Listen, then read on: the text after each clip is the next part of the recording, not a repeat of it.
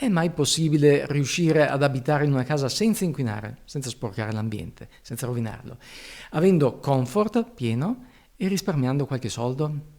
La risposta è questa casa. Da qui è nata l'idea del giornalista Giorgio Malavasi che insieme alla moglie Daniela e i figli Francesco e Giulio ha deciso un anno fa di dare vita a un progetto innovativo che si sta dimostrando il più efficiente del Veneto.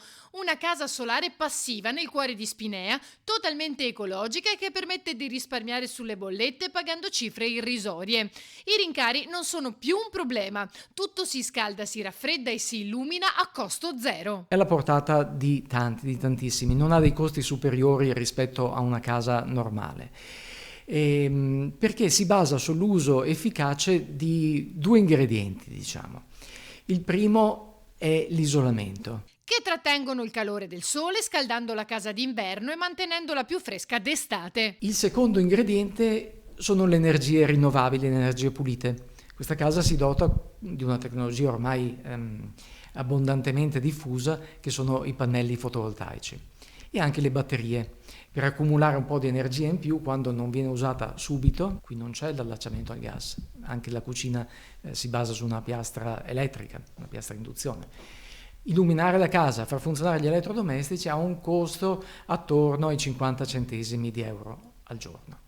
Anche la qualità della vita è cambiata. Le temperature qui sono omogenee perché si sta bene complessivamente. C'è anche un sistema di ricambio dell'aria che permette di trattenere pollini, polvere, di lasciarli fuori e quindi far entrare solo aria pulita.